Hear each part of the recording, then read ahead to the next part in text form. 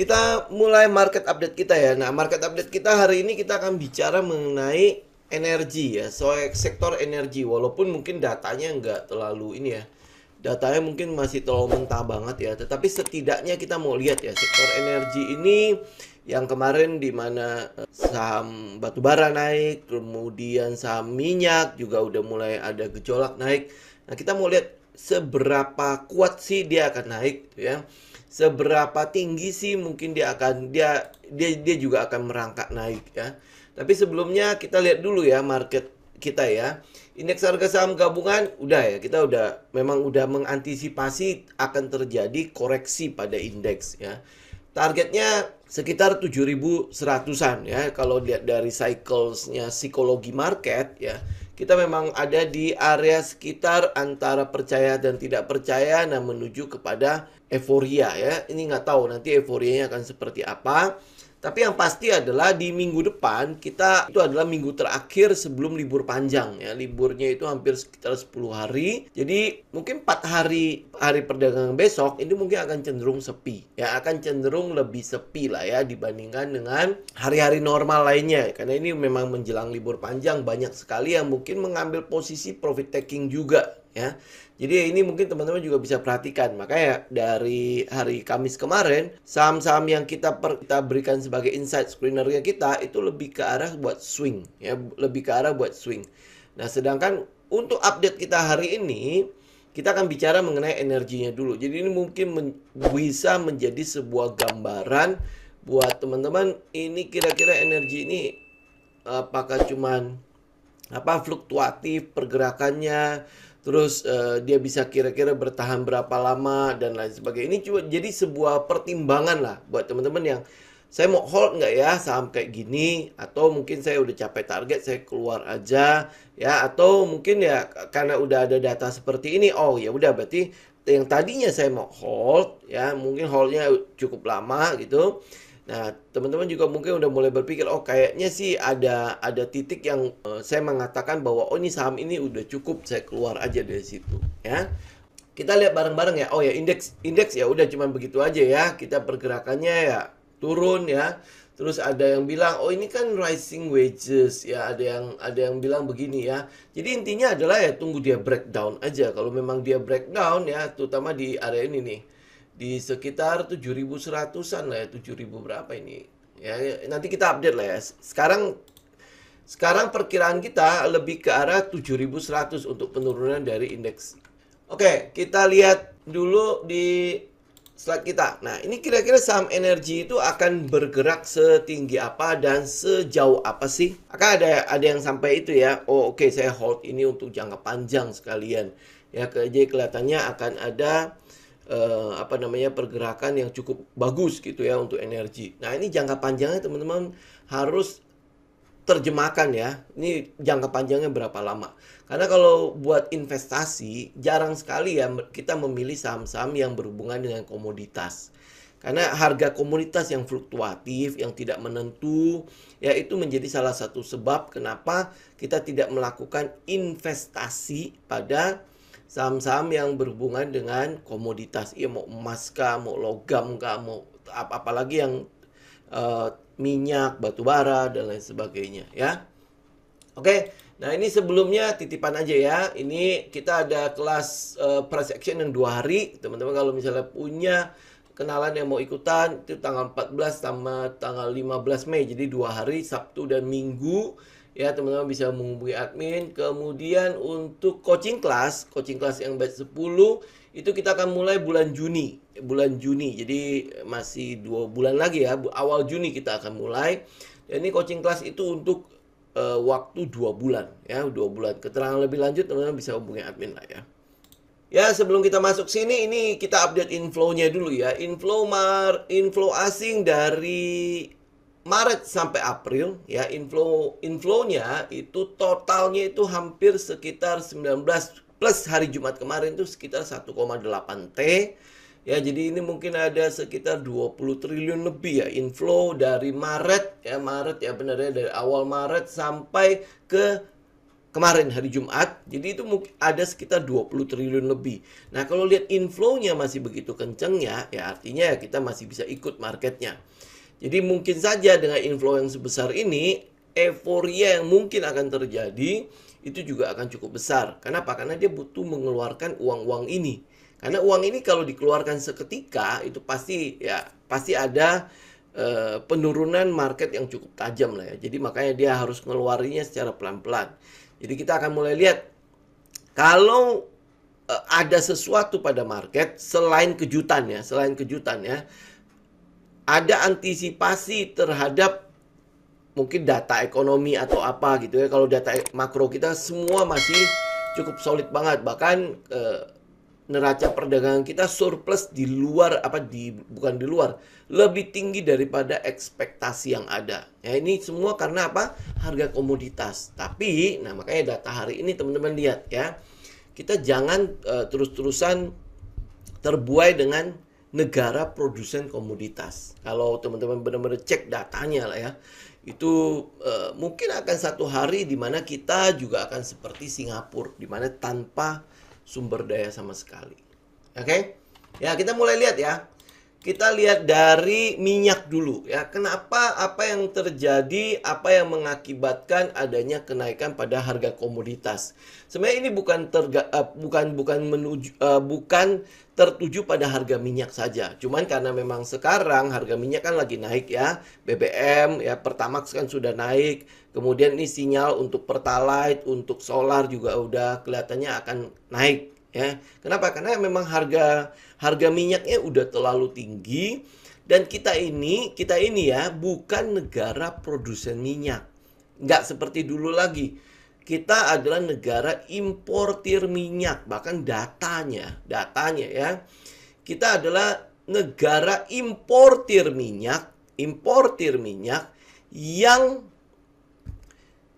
memberikan subsidi. Nah, kebayang ya, kita udah import tetapi kita subsidi. Jadi kebayang ya, sedangkan mereka yang net importir sudah tidak ada subsidi sama sekali. Ya, nanti kita lihat datanya. Jadi apa yang menyebabkan kenaikan pada harga komoditas? Ya, yang paling pertama harga komoditas naik itu karena supply dan demand.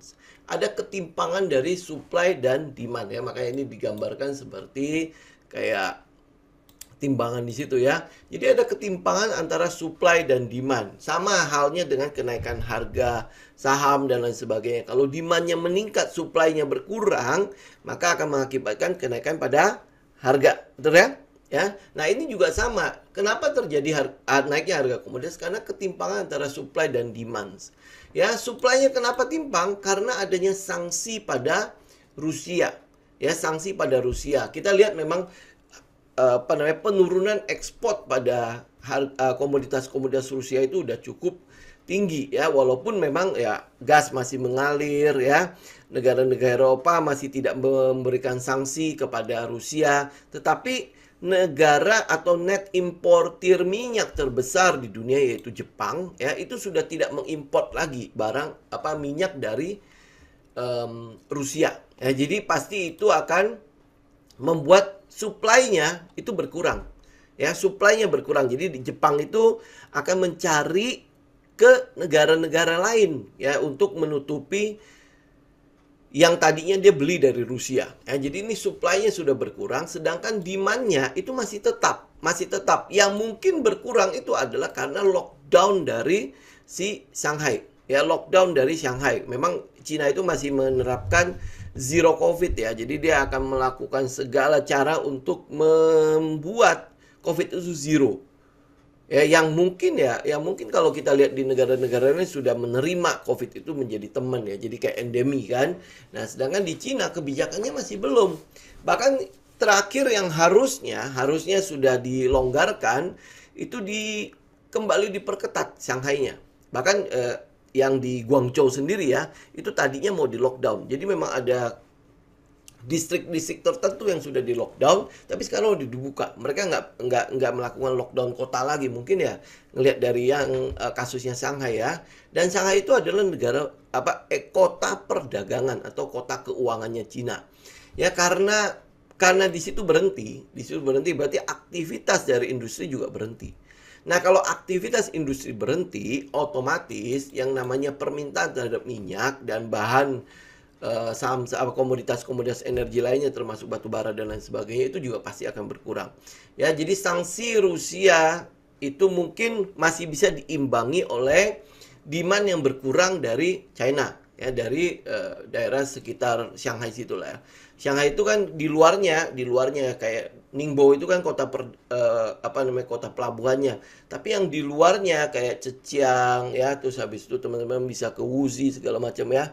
Itu adalah kota-kota industri yang nanti mereka akan setor barang-barangnya untuk diekspor keluar itu ke Shanghai ya, ke arah distrik satu kota namanya Ningbo ya. Itu seperti itu kurang lebih ya. Jadi kalau Shanghai lockdown, jadi penurunan pada permintaan energi juga berkurang. Berkurangnya jauh nggak? Sebenarnya sih nggak tahu jauh-jauh banget ya, makanya ada kenaikan pada harganya. Kalau lihat dari technical dari si minyak UK oil ya, atau Brent oil ya, kita ngelihat ya itu juga dia sudah membentuk sebuah pattern yang kita sebut sebagai flag ya. Jadi ada triangle di situ, teman-teman gambar. Ini kita lihat sebentar ya ke UK oil. Nah, kalau dilihat dari sini, ini kan tinggal dia break aja. Kalau dia break dari trendline atas, itu berarti akan ada kenaikan kembali pada harga minyaknya. Ya, kenaikan pada harga minyak ini ya mungkin kalau perkiraan dari banyak analis itu sekitar 120-an ya, mungkin akan stay di sekitar itu ya. Atau kalau misalnya fluktuasi sementara ini ya mungkin dia akan lebih tinggi. Apalagi kalau dia bisa sampai break lebih tinggi daripada ini. Ya, di 1300-an sampai 1400. Oke. Nah, kenaikan harga minyak ini sebenarnya teman-teman juga mesti waspadai ya. Ya, kenapa? Karena hubungannya sama nanti ke krisis. Nanti kita lihat bareng-bareng ya. Oke, yang kedua adalah aktivitas spekulasi. Nah, yang tadi yang kita lihat chart itu adalah aktivitas dari spekulasi. Jadi mereka bisa saja melakukan yang namanya demand, bid, over ya pada harga minyak itu, sehingga membuat adanya fluktuasi pada kenaikan harga minyak ya untuk sementara ini. Jadi kalau misalnya nanti Shanghai udah mulai dilonggarkan lockdownnya, udah mulai beraktivitas seperti biasa, berarti otomatis kan demandnya langsung meningkat tuh. Supply-nya tetap sama 6,5 juta barel dari Rusia itu ya, berarti ya tetap mungkin akan tetap berkurang di situ ya. Jadi supply-nya tetap akan berkurang, peningkatan pada demand. Nah, itu aktivitas spekulasi juga akan mulainya. Seiring dengan itu ya mereka akan mendorong harga akan lebih tinggi lagi. Tapi ingat ya, kalau aktivitas spekulasi berarti sifatnya jangka pendek. Sedangkan kalau supply dan demand itu bisa jadi menjadi aktivitas atau tren harga untuk jangka menengah sampai ke jangka panjang. Jadi yang kita mau lihat itu ada di sini. Ya, supply dan demand-nya. Jadi ini akan jauh lebih mempengaruhi pergerakan harga tersebut ya. Jadi kalau sanksi Rusia bertambah berat ya, atau mungkin nanti dia tiba-tiba menyeberang ya. Si NATO kan sekarang udah mulai lembek ya. Kenapa? Karena mereka udah mulai menyadari bahwa pengiriman senjata ke Ukraina itu tidak membantu banyak, bahkan mengurangi pertahanannya mereka ya. Jadi ya mereka udah mulai berkurang. Kemudian memang ketergantungan gas dan minyak negara-negara Eropa kepada Rusia itu cukup tinggi. Jadi aktivitas dukungan dari negara-negara NATO mungkin di luar Inggris ya. Inggris masih cukup gencar banget mendukung si Ukraina sendiri ya. Nah, itu kartu asnya masih dipegang sama Rusia, jadi dia udah mulai berkurang ya. Nah, terakhir itu adalah mungkin dukungan dari US ya, karena dia mungkin agak sedikit jauh lah ya, agak sedikit jauh, jadi masih agak-agak tenang. Ada 800 juta US dollar digelontorkan untuk membantu Ukraina, tapi dalam bentuk persenjataan ya. Nah, ini apakah akan membantu ya, moga-moga saja lah ya, ini konflik ini bisa selesai. Nah, kalau konflik itu selesai, ya supply demand ini mulai dibuka, berarti harga akan kembali normal, teman-teman. Ya, harga akan kembali normal. Jadi kalau teman-teman lihat dari 3 hal ini, maka supply demand itu sekarang terganggu ya cuman karena perang itu. Ya, jadi kalau lihat dari sekarang ya cuman karena perang. Ya peningkatan pada manufaktur betul, ini udah mulai meningkat. Tapi nanti kan udah apa namanya kalau supply-nya kembali normal, berarti ya harga akan kembali ya normal-normal saja gitu. Ya bisa jadi harga akan terus turun. Jadi aktivitas pergerakan mungkin saham-saham energi terutama untuk minyak itu sifatnya juga jangka pendek. Jadi jangan teman-teman hold untuk jangka panjang. Ya dari sini dari data ini saja teman-teman udah bisa menilai lah ya. Saya harus menghold harga minyak itu untuk jangka panjang atau jangka pendek.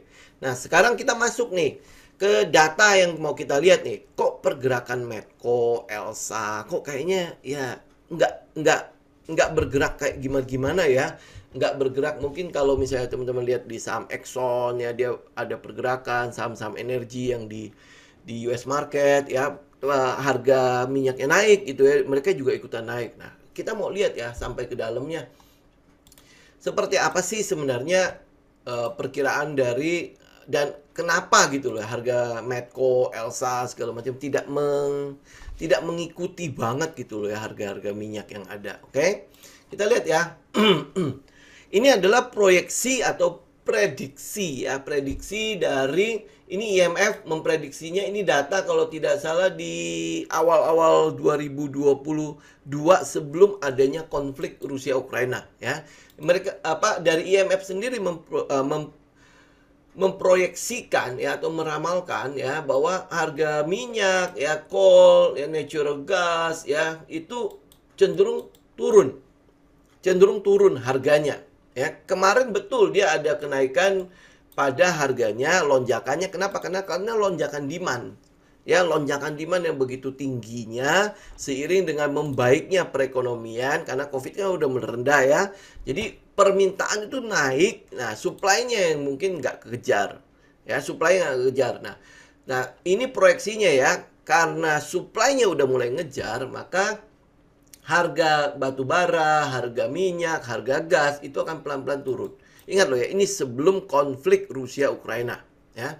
Nah, tetapi setelah konflik forecastnya maka harga minyak untuk Brent maupun WTI ini bedanya adalah kalau Brent itu lebih ke arah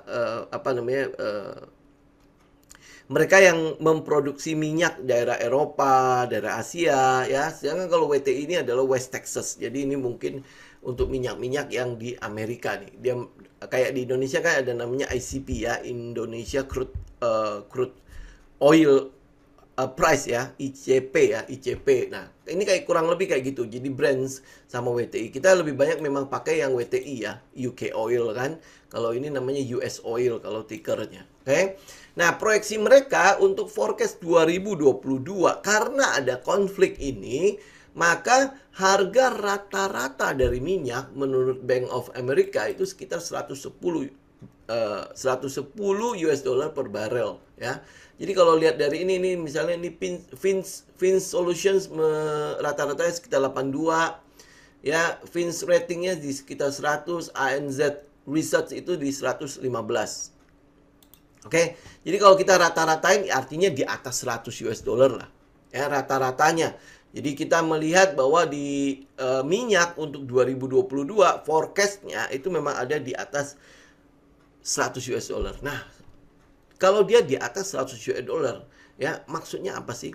Maksudnya adalah kalau dibandingkan dengan harga pokok produksi mereka, nah saham-saham yang berhubungan dengan energi itu cenderung akan mengalami keuntungan yang cukup besar. Kalau harga minyaknya ada di 80, ada yang di 60 kayak kemarin-kemarin ya. Nah, harga minyak saham-saham perusahaan-perusahaan energi itu tidak mendapatkan keuntungan yang cukup besar.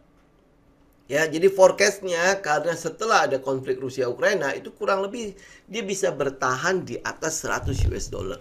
Oke? Dia bisa bertahan di atas itu. Ini untuk forecastnya. Tetapi untuk long termnya, teman-teman bisa lihat ini ada di 2023, 2024, 2025. Ya, harganya cenderung turun. Ini mungkin agak kecil ya, tetapi ini rata-ratanya udah di sekitar 80. Ya, terus ini rata-ratanya udah sekitar 60, ini rata-ratanya udah sekitar 50 US dollar per barel ya. Jadi ini kalau kalau lihat dari data ini, teman-teman hold saham minyak untuk investasi itu udah pasti salah besar kan? Kenapa? Karena harga jualnya itu cenderung turun. Sekarang betul demand-nya itu naik karena supply-nya yang berkurang. Ya. Oke? Demand-nya naik karena supply-nya berkurang. Ya, tapi ke depannya untuk long term, oil itu cenderung untuk turun. Dan penggunaannya kalau mobil-mobil yang namanya listrik ya, terus habis itu penggunaan PLTS ya, berarti ini adalah pembangkit listrik tenaga yang bisa diperbarui ya, itu meningkat, maka penggunaan minyak, penggunaan batu bara itu otomatis akan semakin berkurang. Nah, kalau demand-nya mulai berkurang, supply-nya tetap ada, apa yang akan terjadi pada harganya? Harganya pasti akan terus turun kan? Ya kan? Nah, ini yang terjadi. Sedangkan untuk 2022, ini forecast-nya ya, sampai semester 1 ini kita masih lihat harga minyak akan cenderung berada di kisaran sekitar ya antara 90 sampai 100 US dollar. Ya, rata-ratanya. Nah, berarti ini apa? Ini adalah sesuatu yang cukup bagus untuk harga minyak. Mana ini? Nah, ini. Ya, ini kan cenderung cukup bagus untuk saham-saham yang berhubungan dengan minyak. Ya, kenapa? Karena harga pokok ini average cost-nya ya. Average cost untuk produksi minyaknya. Yang paling murah adalah di Arab Saudi. Arab Saudi itu dia memproduksi paling sekitar 25 US dollar per barel. Itu harga pokok produksi mereka. Mungkin karena saking banyaknya ya. Minyaknya tinggal disedot, jadi harga produksinya ya berkurang. Mereka memang melakukan apa itu namanya eksplorasi sekali, tetapi bisa disedot sampai berpuluh-puluh tahun gitu loh, maksudnya kayak gitu ya. Nah, sedangkan untuk yang negara-negara OPEC lainnya, harga pokok produksinya udah hampir 40.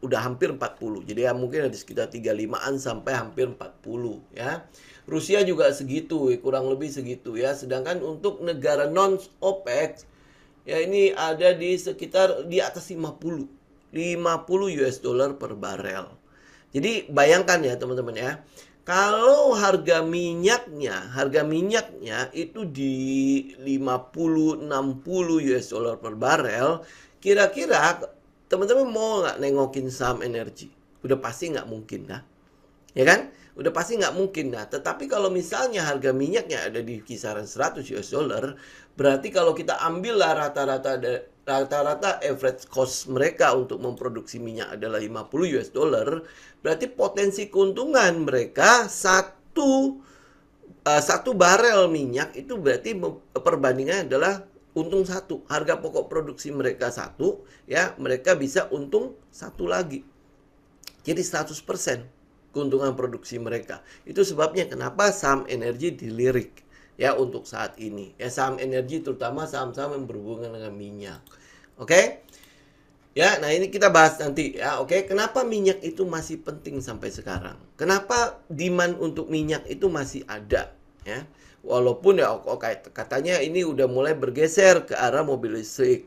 Ini katanya udah mulai bergeser ke arah energi-energi yang terbarukan ya. Nah, yang jadi masalah adalah potensi kita untuk melihat ya atau mengubah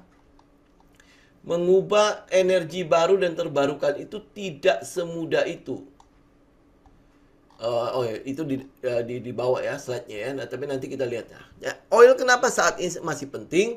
Ya karena hampir boleh dibilang semua keperluan transportasi ya di dunia ini kita masih berhubungan dengan si minyak ini.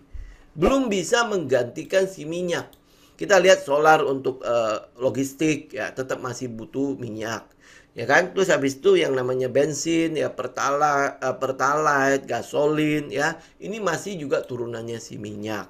Berarti kalau tanpa minyak ya berarti kita nggak bisa kemana-mana. Betul ya? Nah, apakah listrik akan menggantikan itu? Ya itu masih proses ceritanya, masih proses. Terus belum lagi PLTU sekarang aja masih pakai gas, ya pakai gas. Ada yang masih pakai solar, ada yang masih pakai batu bara. Jadi masih berhubungan dengan produksi minyak. Gas itu kalau dieksplorasi itu pasti ada satu dengan minyak. Jadi kalau teman-teman eksplorasi gas, itu pasti akan ikut minyaknya. Atau eksplorasi minyak, pasti akan ikut gasnya. Ya, jadi ini udah satu kesatuan lah. Dan ini adalah komoditi yang paling penting ya, paling penting di Middle East. Middle East itu berarti ya daerah Arab sana lah ya, Arab, Mesir ya, Irak, Iran, Qatar ya. Nah, itu adalah produsen utamanya lah, produsen utama untuk si minyak ini itu di situ. Walaupun mungkin sekarang cadangan minyak terbesar di dunia ya, itu ada di US ya. Sekarang yang pegang US. Teman-teman bisa lihat lah, nanti teman-teman bisa lihat ya, negara-negara maju cenderung menggunakan uangnya untuk membeli dibandingkan dengan mengeksplorasi cadangan mereka sendiri. Kenapa melakukan seperti itu? Itu ada hubungannya dengan ketahanan energi. Ya, strategi ketahanan energinya mereka. Karena gue punya uang kan? Gue punya uang, daripada gue mengeksplorasi cadangan gue sendiri, lebih baik gue beli. Nah, one day orang-orang punya cadangan, negara-negara lain yang punya cadangan itu pasti akan turun, pasti akan habis makan. Kita lihat di Indonesia sendiri lah. Indonesia dulu waktu tahun 70-an, 80-an, kita adalah net eksportir minyak loh. Kita bisa memenuhi kebutuhan kita dalam negeri sendiri, plus kelebihannya kita bisa ekspor. Itu dulu ya, tapi sekarang apa yang terjadi? Kita itu harus mengimport. Ya, yang kita explore atau yang kita lifting ya, itu cuma setengahnya. Setengahnya lagi kita import. Itu sebabnya kenapa ada defisit pada neraca perdagangan pada APBN kita. Karena harus ada subsidi, harus ada, kita jual sih, memang ada yang kita jual minyaknya kita, tapi setengahnya kita import. Jadi apa yang kita jual bisa jadi apa yang kita import. Ya, nah, kalau harga minyak lagi tinggi-tinggi begini, kita jual nih, keuntungannya 100%, bisa jadi kita nutupin. Ya, kita nutupin. Jadi misalnya contoh ya, sekarang harga minyak kita ada di ICP kita ada di sekitar 80-an sampai 90 US dollar ya per barel. Sedangkan harga pokok produksi kita mungkin ada di sekitar 30 sampai 50. Anggap 50 lah. Ya, anggap 50. Berarti kita mengekspor 90, kita mengimport kita mengekspor 90, keuntungannya ada 40, ya 40, terus kita mengimport balik. Ya, kita mengimport balik setengahnya. Jadi kita nombokinnya berapa? Nombokinnya adalah sekitar antara 50 sampai 60 US dollar per barel. Nah, itu yang jadi subsidi kita. Itu yang mengurangi surplus neraca perdagangan kita. Ya, kalau kita waktu itu net eksportir, ya berarti sekarang, kondisi sekarang berarti kita bakalan kaya banget sih. Bener-bener kaya banget. Karena sekarang aja kita import migas aja, ya import migas itu bisa ditutupin dengan surplus dari ekspor yang begitu tingginya. Ya, kebayang ya kalau misalnya kita nggak import minyak, kita bisa sekaya apa? Nah, kekayaan-kekayaan itu yang tidak pernah kita manfaatkan waktu kita masih menjadi net eksportir, masih kita menjadi net eksportir minyak. Ya, itu yang sangat disayangkan sih ya. Ya, nah, karena pentingnya harga minyak, teman-teman bisa lihat ya, siapa yang menguasai minyak, itu akan menjadi negara yang paling berkuasa. Ya, karena apa? Hampir boleh dibilang semua industri menggunakan minyak ya. Terus habis itu logistik menggunakan minyak. Semua yang kita lakukan sehari-hari itu berhubungan dengan minyak. Jadi siapa yang menguasai minyak, dia menguasai dunia, kalau boleh katakan begitulah. Ya, untuk saat ini. Makanya kenapa US itu import memang mereka melakukan eksplorasi, tetapi dia tidak mengeksploitasi secara besar-besaran. Walaupun dia punya barang, ngapain gua harus import. Ya kan, selama ini kan dia import dari Rusia tuh berapa juta barrel. Betul kan? Ya, import dari Kanada. Ya, kenapa dia import? Dia punya barang kok. Cadangan minyak mereka terbesar di dunia. Mereka tidak melakukan eksplorasi, atau mungkin bukan eksplorasi, eksploitasi seperti itu. Ya karena mereka ngerti bahwa ini adalah ketahanan eh, energi, sekaligus itu akan menjadi apa namanya, senjata atau pertahanan mereka nanti pada saat orang-orang udah mulai kehabisan sumber daya. Oke, ini kenapa penting? Nah, karena melihat harga minyak seperti itu, minyak kan berarti dibutuhkan di semua sisi ya kehidupan kita ya, di global, bukan cuma di Indonesia. Di global itu semua sisi itu dibutuhkan, betul ya? Nah, sehingga harga minyak yang tinggi, harga minyak yang tinggi itu cenderung akan mengakibatkan terjadinya resesi. Ya, harga minyak yang tinggi akan mengakibatkan terjadi resesi. Jadi, kalau kemarin kita udah lihat ada indikator apa antara treasury 10 tahun dikurangin dengan suku bunga yang treasury 2 tahun ya. Itu hasilnya kalau minus berarti ini ada peluang terjadinya resesi ya. Mungkin ada sekitar rata-ratanya sekitar berapa ya, 19 bulan ya kalau tidak salah ya. Nah, ini indikator yang kedua. Resesi apakah cukup dekat atau tidak? Ya, teman-teman lihat harga minyak. Kalau harga minyak yang terus tinggi, berarti negara-negara termasuk Indonesia itu akan mengimport terus dengan harga yang tinggi. Kita memang punya yang kita jual, ya, tapi itu sedikit banget. Yang kita import mungkin akan jauh lebih banyak. Ya, nah otomatis ya ini kan akan ada yang namanya ongkos produksi yang tinggi untuk barang-barangnya, inflasi naik. Ya, inflasi naik. Nah, inflasi naik, suku bunga naik, kegiatan usaha atau kegiatan UMKM, perusahaan-perusahaan itu otomatis akan agak-agak mandek. Ya, karena suku bunga naik, suku bunga kredit juga naik ya. Bagaimana sih perusahaan itu mau melakukan ekspansi? Ya. Nah, itu korelasinya. Jadi mungkin saya hanya sekilas aja ya. Kalau harga minyak tinggi, ya, makanya teman-teman juga bisa melihat itu menjadi salah satu indikator resesi. Ya, resesi mungkin akan terjadi dari pergerakan yang sudah ada ya. Ini teman-teman bisa lihat ya, ini yang di blok abu-abu itu adalah kejadian resesi. Ya, kejadian resesi. Nah, pada saat resesi itu harga minyak tinggi. Harga minyak tinggi, kemudian karena resesi demand turun kan, manufaktur berkurang ya, tidak melakukan produksinya, itu membuat harga cenderung turun karena demandnya mulai turun pada saat resesi. Ini naik ya, kemudian karena resesi diturunkan harga minyak. Ya, nah ini kita juga udah sampai di atas lagi nih. Ya, average-nya kan di sini nih harga yang untuk resesinya nih. Ya, di sekitar 50 US dollar per barrel. Jadi artinya kalau harga minyak udah di atas 50 US dollar, berarti ini harga minyak udah terlalu mahal untuk produksi. Ceritanya pakai gitulah ya. Nah, ini kita udah di sampai 100. Ya, kalau dia bertahan di situ, bisa jadi ya ini akan ada resesi. Ya, resesi dan habis itu harga mungkin akan turun. Nah, itu mungkin yang di forecast sama ini ya, 4 lembaga research ini. Ya, jadi kalau misalnya 2023 ini cenderung turunnya lumayan drastis walaupun masih cukup ini ya, masih dibilang sekitar 80. Nah, ini 2024 diramalkan itu tinggal 60. Berarti kan ini harusnya drastis ya. Turunnya benar-benar dari cepet menjadi 60. Ya, nah apakah ini 2 tahun ini kita tinggal waspada, ini 2 tahun ini apakah resesi akan terjadi di situ. Oke. Nah, enough untuk yang negatif-negatif ya. Ini adalah datanya nih. Kalau teman-teman lihat ini ada data-data kapan resesi terjadi. Ya, ini yang warna orange ini adalah resesinya. Lihat harga minyaknya gimana. Harga minyak udah di atas, kemudian resesi menurunkan. Harga minyak di atas, resesi turunin. Harga minyak di atas, resesi turunin. Nah, sekarang udah di sini nih, sekitar 100-an. Ini data kalau tidak salah masih di data sebelum ini. Sebelum konflik Rusia Ukraina ya. Nih lihat. Ini resesi.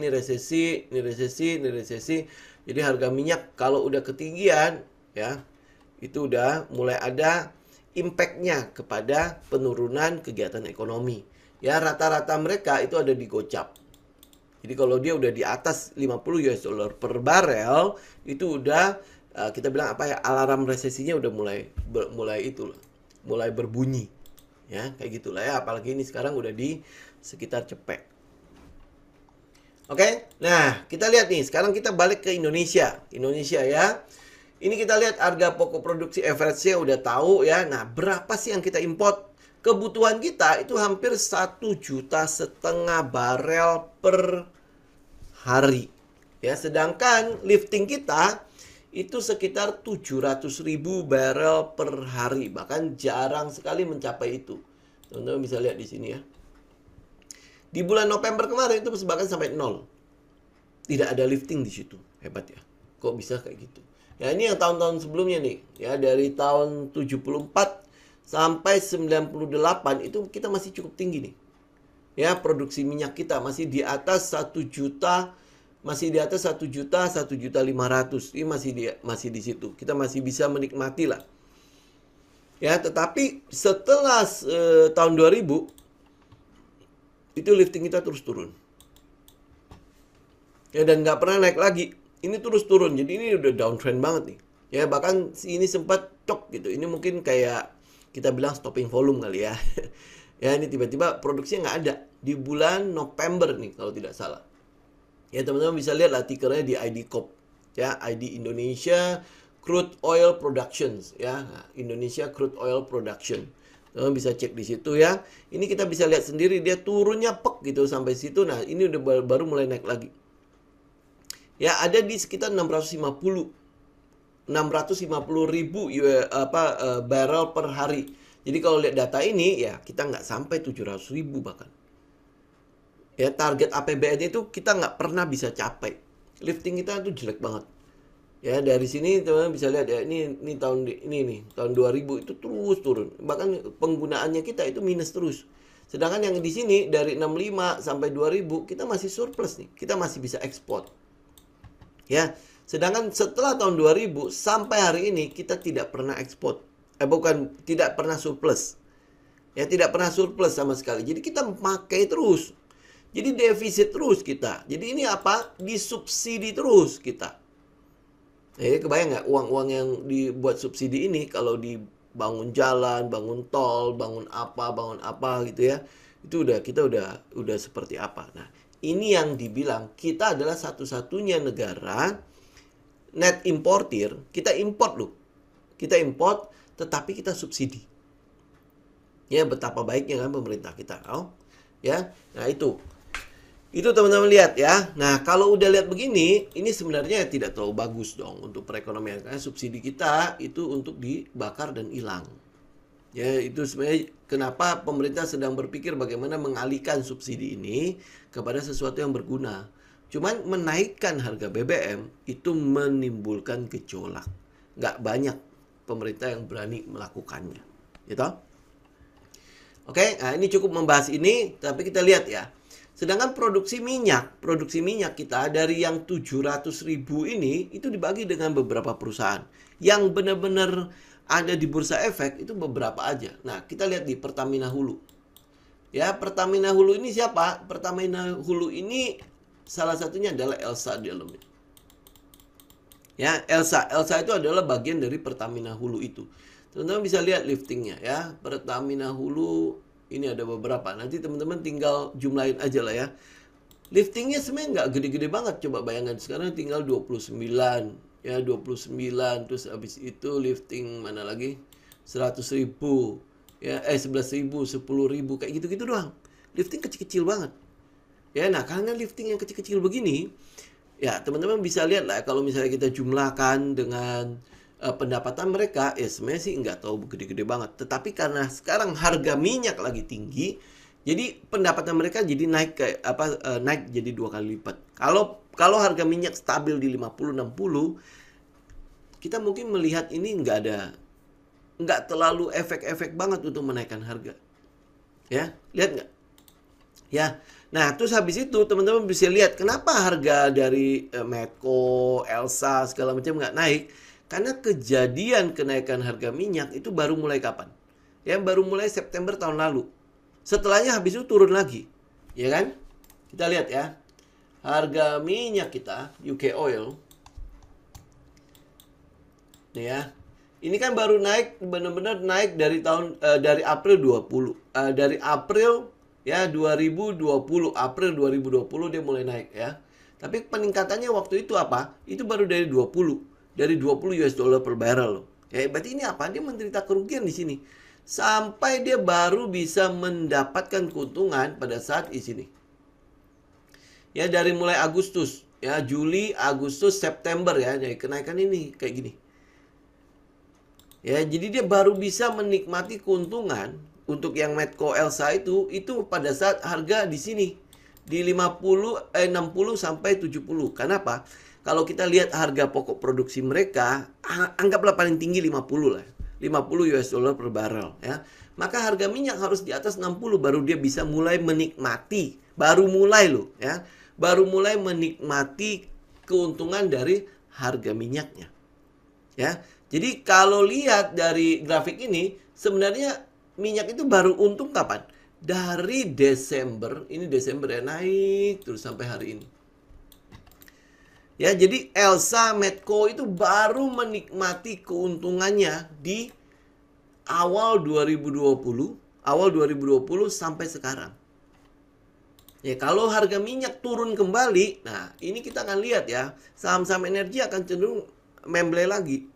Itu sebabnya kenapa harga minyak naik tidak serta-merta menaikkan harga saham-saham yang berhubungan dengan minyak. Medco, Elsa, dan lain sebagainya. Ya, ini sebabnya. Jadi dia butuh waktu. Ini kalau dari Januari sampai sekarang, oh ya udah. Berarti kita akan lihat di semester 1 memang akan ada peningkatan pada pendapatan si Medco Elsa. Apakah next akan terus berlanjut? Ya, kita belum tentu. Ini kita mesti lihat dulu. Ini dia bisa break nggak dan bisa bertahan nggak? Ya, sanksi ekonomi pada Rusia itu bisa nggak menurunkan jumlah supply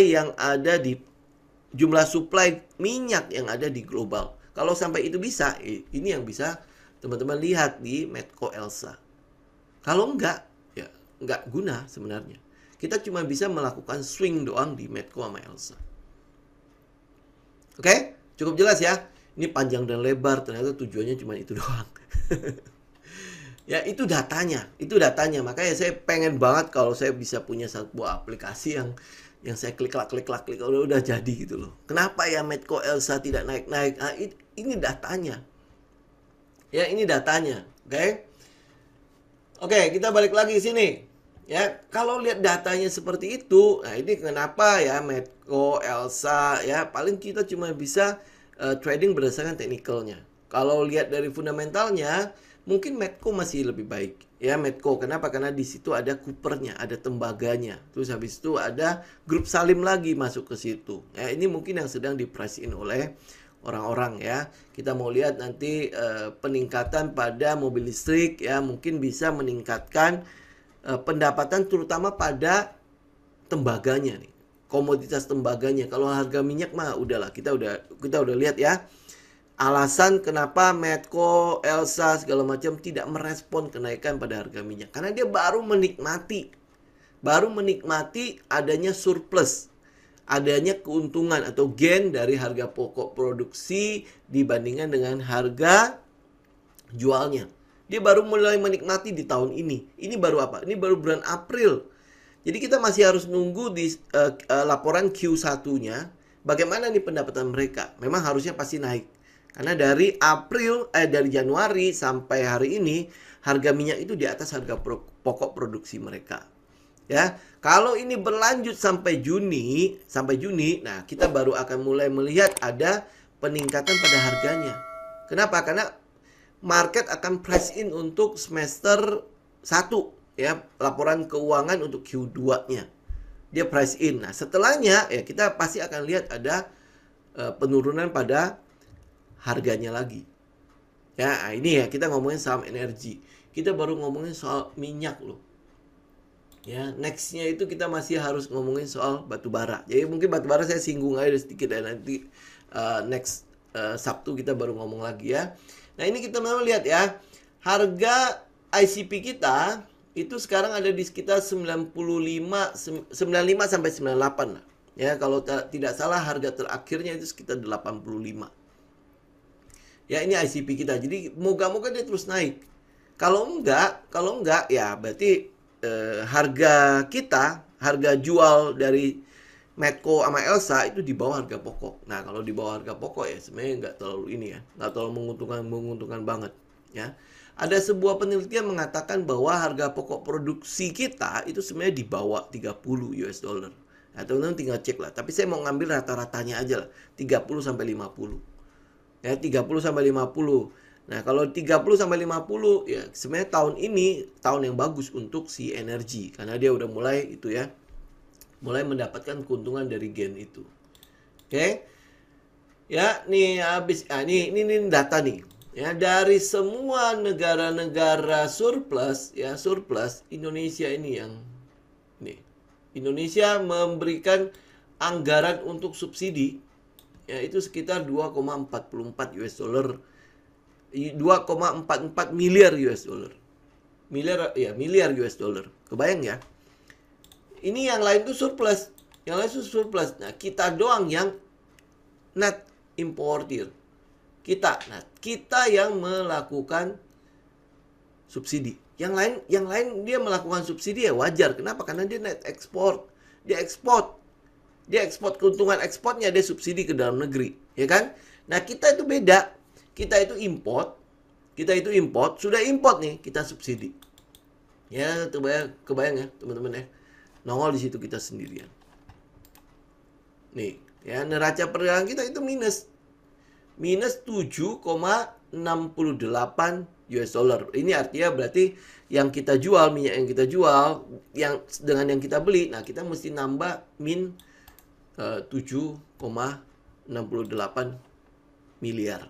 Ya, ini mungkin jadi gambaran ya teman-teman ya, bagaimana APBN kita lumayan habis nih si subsidi. Ya, oke. Oke. Nah, ya kalau misalnya mau disamakan dengan Malaysia, subsidi kita bisa lebih gede lagi. Oke.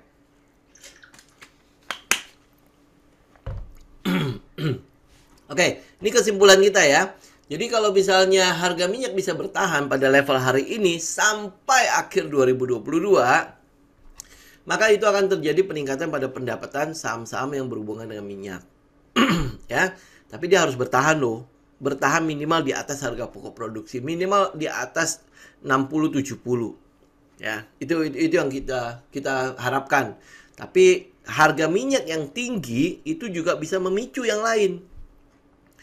Memicu apa? Memicu kenaikan pada harga Pertalite lah, gasolin ya, solar segala macam. Itu akan memicu. Kenapa? Karena enggak, berarti pemerintah harus mensubsidi lebih besar. Ini Pertamax saja kita subsidi. Pertamax yang harusnya itu udah dibebasin aja. Itu masih kita subsidi. Ya, Pertalite sekarang memang ada sinyal kenaikan harga. Tapi kenaikan harganya juga kayaknya nggak tahu tinggi. Ya, sinyal yang ada sekarang mungkin akan naik sekitar 1.000 rupiah.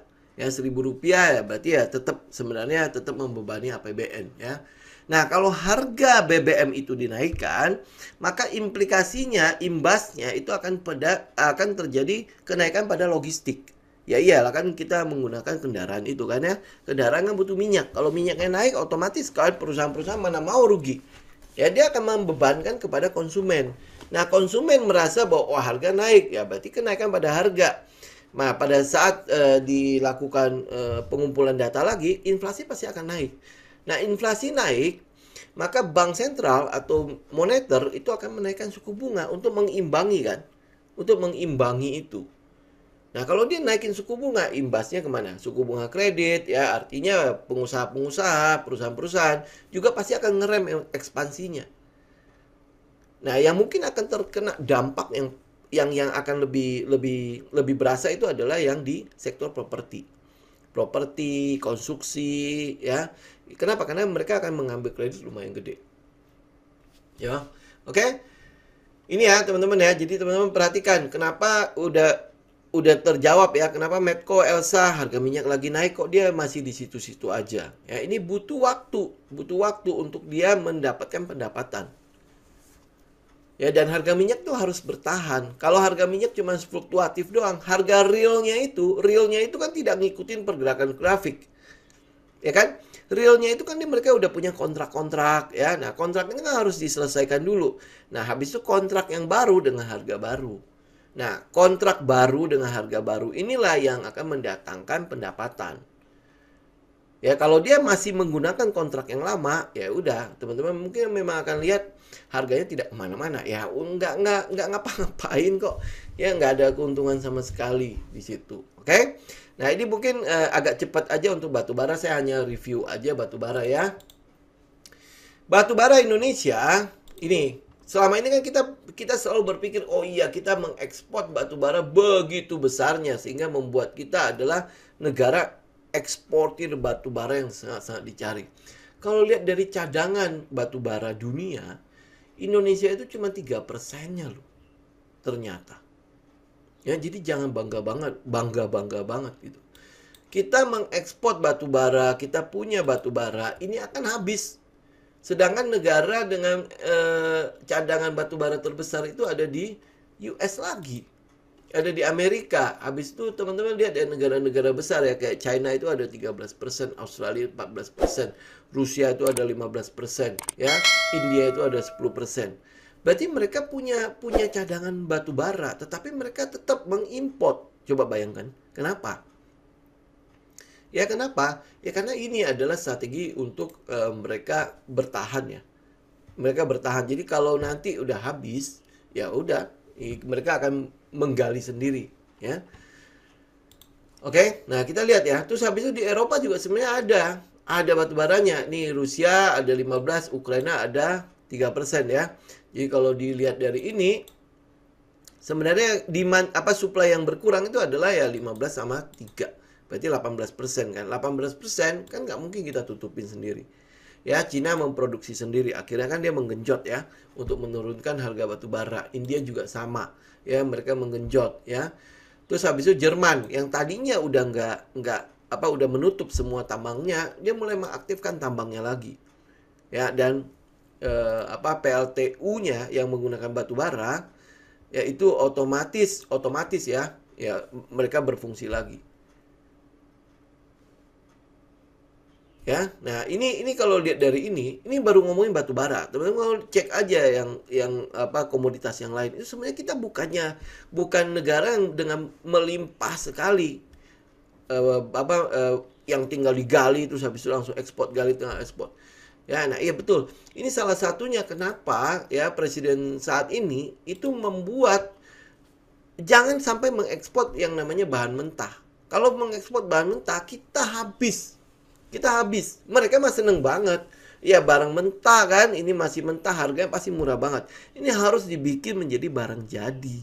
Agar kita bisa mendapatkan manfaat dari sisa-sisa sumber daya kita. Ini kita harus katakan sisa loh. Ya, minyak aja yang tadinya berlimpah sekarang jadi sisa. Batu bara tadi cuma 3%. Teman-teman lihat nggak kalau kita memegang data itu, kita menjadi lebih bisa memahami nih apa sih yang harus dilakukan ya.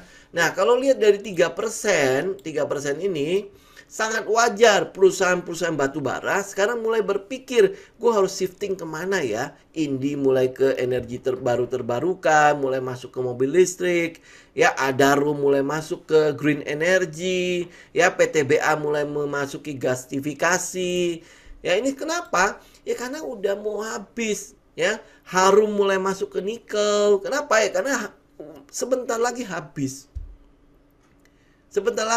Kita udah nggak bisa mengharapkan apapun sebenarnya dari batu bara. Ini adalah sunset business. Ya mungkin udah kita bicara mungkin udah berapa tahun lah ya, 2 tahun pas tahun yang lalu. Ini adalah sunset business. Ini bukan pemikiran orang-orang orang pinter. Ini untuk market maker ya. Ini untuk orang-orang yang punya uang. Enggak, teman-teman harus punya data ini agar kita nggak salah menaruh uang kita yang kecil yang sedikit itu. Oke? Nah, jadi yang teman-teman lihat dari sekarang, kalau mau investasi di perusahaan-perusahaan yang masih bergerak di bidang batu bara, ya salah lagi. Ya sama kayak minyak tadi, salah. Ya kita salah. Masalah trennya itu sebentar lagi akan redup. Ya ini tren yang satunya lagi ya. Ini kan ada namanya perubahan iklim, persetujuan perubahan iklim ya. Nah, mereka akan men-shutdown PLT atau Global Coal Power ya, PLT yang berbasis batu bara itu akan di-shutdown. Ini udah mulai banyak yang dimati-matikan nih. Ini yang di bawah ini yang udah dimatikan ya. Ini waktu di 2020 memang pembangunan untuk pembangkit listrik batu bara itu lagi tinggi-tingginya. Tapi setelahnya teman-teman lihat nih, turun terus. Berarti penggunaan batu bara akan semakin berkurang. Events ya, ini mungkin sebelum ada konflik ya, sebelum ada pandemi ya, data ini ya. Tapi teman-teman bisa lihat ya, ini sudah akan terus turun. Jadi untuk pembangkit-pembangkit listrik yang berhubungan dengan batu bara itu akan mulai dihabiskan, mulai mulai diubah dari yang batu bara menjadi gas. Batu bara menjadi gas. Ya gas ini dianggap masih lebih green energinya. Ya, jadi batu bara gas. Akhirnya teman-teman lihat nih. Di 2030 itu sudah diharapkan tidak ada lagi. Karena memang kesepakatan konferensi iklim yang ada itu 2030 mau dari negara maju sampai negara yang berkembang itu semuanya sudah harus tidak ada. Jadi penggunaan batu bara ke depannya memang akan sangat-sangat kecil. Ya mungkin itu juga ya pemerintah kita menggenjot ya. Ini udah cepat-cepat habisin. Mungkin juga loh ya, mungkin juga karena batu bara yang tidak terlalu signifikan ya. Artinya kita cuman untuk coking coal. Coking coal itu mungkin cuma untuk pembakaran tok, bukan untuk metalurgi. Ya metalurgi itu kan berarti mereka bisa bikin stainless steel, bisa bikin logam-logam yang lainnya ya. Oke, nah ini mungkin saya nggak tahu banyak-banyak dulu ya, teman-teman bisa lihat di ini. Oh ini nih ya, nih kedepannya sekarang kan penggunaan yang dari 2019 ya, penggunaan minyak itu gede banget, 37% lebih untuk keperluan sehari-harinya kita nih ya, mungkin pembangkit listrik lah apa segala macam ya. Terus habis itu coal itu sebenarnya nggak gede-gede banget, itu sekitar 10%. Terus gas itu di sekitar 15,9 hampir 16%. Sisanya sebenarnya udah mulai ke yang udah bisa terbarukan lah. Dia kayak biofuels ya, terus abis itu waste itu berarti yang amoniak ya. Jadi pembangkit listrik yang menggunakan sampah segala macam itu. Ya, ini dulu lumayan gede. Nah, seiring dengan adanya konvensi iklim tadi ya, mereka udah mulai mengurangi fosil fuelnya itu dari 60 sekian persen itu mulai dikurangin. Tapi pergerakan berkurangnya itu sebenarnya nggak signifikan sekali. Ya, nggak signifikan sekali. Yang mungkin teman-teman akan lihat ya setelah ada sanksi ini, di Eropa itu mungkin akan lebih digenjot. Ya, kenapa? Karena mereka mencoba untuk membebaskan diri dari ketergantungan kan. Ya. Nah, dari 61, ini dari data 2020 nih ya. Kita masih menggunakan fosil fuelsnya itu masih gede banget, tapi diharapkan ke depannya itu yang namanya energi baru dan terbarukan itu bisa kita pakai lebih jauh lagi. Ya kalau di breakdown nih, mana coal? Nah, ini coal ya. Kita masih menggunakan yang batu bara itu masih tinggi banget, terutama untuk yang di Cina, India, termasuk Indonesia lah ya. Kita masih cukup tinggi penggunaan batu bara, tapi nanti ke depannya ini akan dikurangin terus menuju ke gas. Ya tadi kan udah lihat ya di ini data ini. Ya PLT pembangkit listrik yang bertenaga batu bara itu akan dikurangin terus. Ya, nah kemana kurangnya? Ke gas. Jadi gas akan ditambahin terus. Ya, gas akan ditambah. Nah, tetapi ya karena pandemi, teman-teman lihat ya.